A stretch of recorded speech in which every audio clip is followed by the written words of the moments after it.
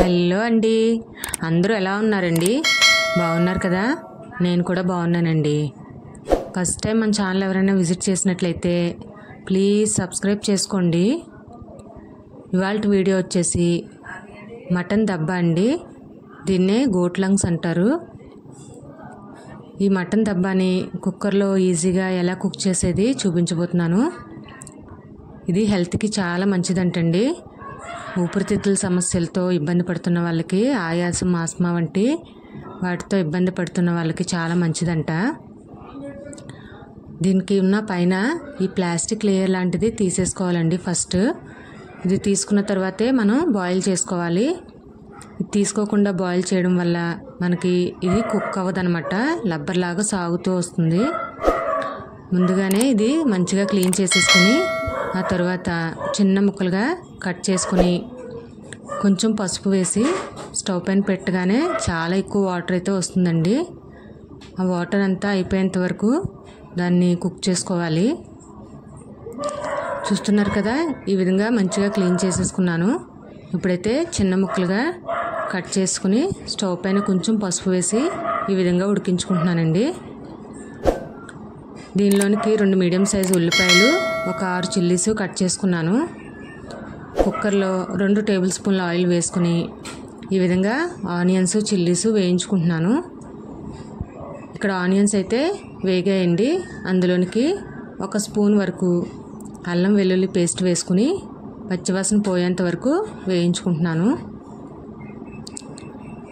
ఇవి కూడా వేగిపోయాయి కాబట్టి అవి మంచిగా వాటర్ అంతా అయిపోయి కుక్ అయినాయండి. ఇవి ఇప్పుడు ఆనియన్స్లోనికి యాడ్ చేసుకుంటున్నాను. ఇవి ఒకసారి ఆయిల్లో కూడా మంచిగా మగ్గించుకోవాలి.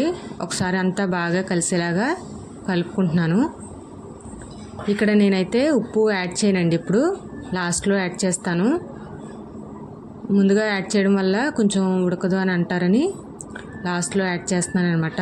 ఇక్కడ 2 టీ స్పూన్స్ వరకు నేను కారం తీసుకున్నానండి. మీరు తగినట్టుగా మీకు టేస్ట్కి తగ్గట్టుగా వేసుకోండి.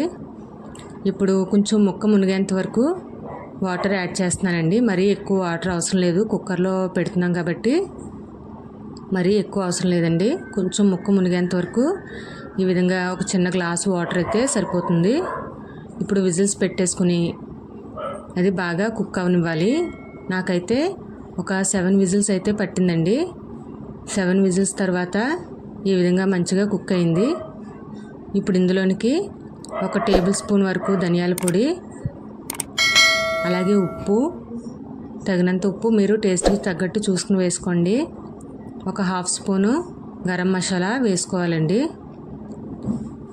ఇవన్నీ కూడా బాగా కలిసేలాగా ఒకసారి మంచిగా కలుపుకొని ఒక 5 మినిట్స్ అలా లో ఫ్లేమ్లో ఉడికించుకోవాలి.